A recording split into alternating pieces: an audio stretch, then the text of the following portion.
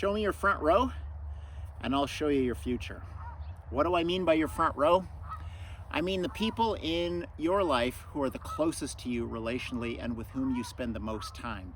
They're the ones that'll have the biggest influence and impact on your life. Similarly, those people to whom you're the closest, you're in their front row, maybe a term you've never used before, and you're having the greatest influence and impact on their lives. You get to curate who's in your front row, which means your friendships don't have to be accidental, they can be intentional. Now maybe you're wondering, do I have accidental friendships? Well, look up intentional. The opposite of it is unintentional, and the closest synonym to unintentional is accidental, which is like, whoops, you're my friend. Didn't really plan on it. This is just how it happened. So I want to talk to you today with some time and some meditation behind this on creating intentional friendships, building your front row. It might not be more than 3 people. It might be only 1 or 2 people. And I want to talk to you about the ways in which I've constructed or curated a front row in my own life and how powerful and effective it's been for me to grow and improve, because getting better is never by accident. If my life was as a WWE wrestler, front row people would be my tag team partners. If my life was a business, then my front row would be my board of directors. These are the people who I rely on, who I look to, and who I receive a lot of direction in my life, and they are purposefully chosen.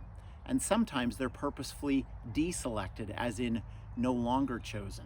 You get to choose. So let's talk about this a little bit. I kind of think of my friendships as kind of falling into 3 categories, and I'm sure you could do way more categories if you want. But first of all, there's people in a funnel. They're coming towards me. I believe that God ordains some relationships. They may be for a brief period of time where it's just a conversation in a moment, a chance meeting in a parking lot or in a retail setting, but it might be a person who happens into the church where I attend, or a person who's my neighbor. And over a period of time, and maybe it's a few encounters or many, they're clearly a person who's marked for me to be a friend to, or vice versa. They're in my funnel. So it might not be lasting, but for the moment that I'm connected to them, I want to really dig in and be near to them and influential and positive to them in whatever way I can. And similarly, there's people who I believe I'm in their funnel and they help me out. So it might be seasonal, but I'm always in each friendship trying to calibrate the depth that I go to with the level of depth of friendship and time that we've covered together. Then there's other people who I'm just like friendly with, because I want to be friendly with everyone. They happen into my life, they introduced themselves to me maybe through social media, or I happen into them on the street or through my kids' family, friends, and I'm friendly with them. They're acquaintances. But be clear that when a person moves into my front row, they've been overtly asked, will you be this type of friend in my life? And that means that at that point, I accept purposeful time with them, and I purposefully choose to not spend time with other people who I'm sometimes friendly with, but I'm not going to spend time with them unless it's clearly helping me become a better person. Think of all the things in your life that are never accidental. Like if you're accelerating and exceeding expectations in your job or in your vocation or in your studies, your study habits, your work performance, this is very intentional. You're saving money maybe to pay rent or to pay mortgage. This is intentional. You plan a 1-week holiday somewhere and you plan out where you'll eat or where you'll travel or your rental vehicle or your travel information. It's all intentional. Some of the best things in our life where we grow the most or stretch ourselves the most are intentional. But in friendship, so often, it's kind of just happening to us, it feels like. We haven't really considered that we're in the driver's seat. We could change out who we're closest to and who gets moved back or forward. So I have all these targets in my life. Maybe you've seen them before, and I'll reference them with a link at the close of this video. I call them my effing targets because so many of them start with F's.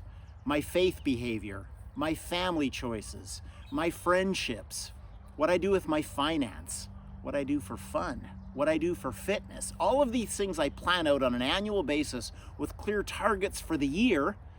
And then along with them, I have daily or weekly habits. I call them rhythms that I'm focusing on, which will help me to achieve my annual targets in each of those areas.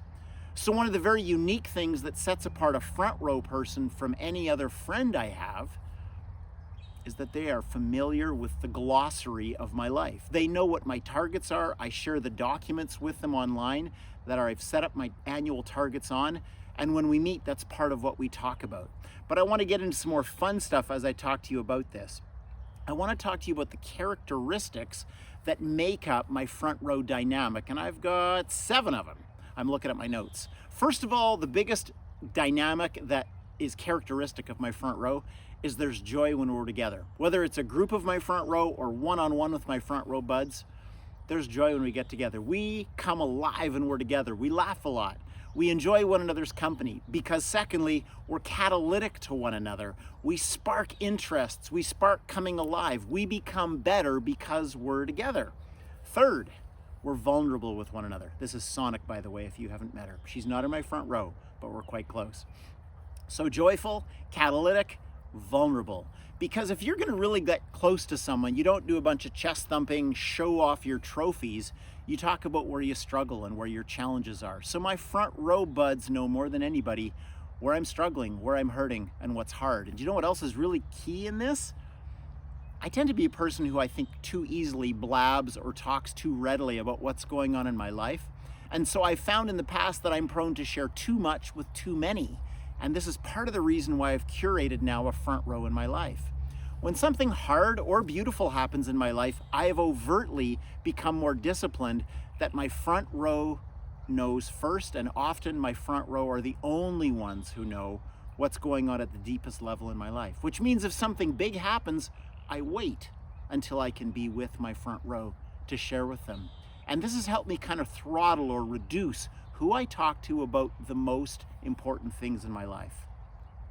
They help me see myself the way God sees me. A lot of identity stuff goes on in front row.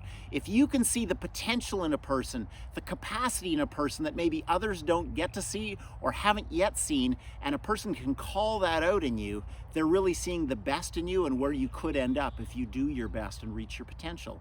So that's another key to those people who are in my front row.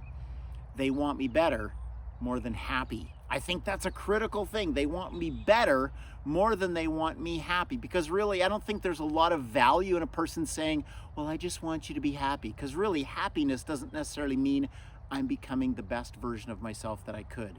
And so I've kind of covered for you, and I'll just review what those characteristics are of front row dynamics. There's joy being together.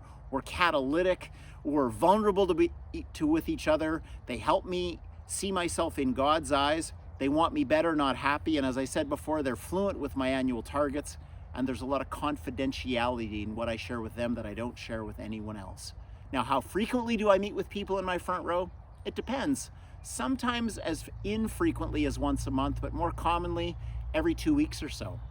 It might just be a phone call for 15 minutes to catch up because one of us is traveling or out of town.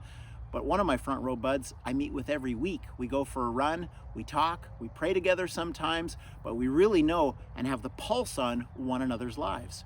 So there's a high level of intentionality, which means when I invite someone to be in my front row, they know what they're getting themselves into, and a lot of these characteristics are shaping up and taking place. I don't think you want to get a front row of 6 or 8 or 10 people, because that just looks like you're struggling for attention and you want a lot of eyes on yourself. 1 or 2, for me, max 3.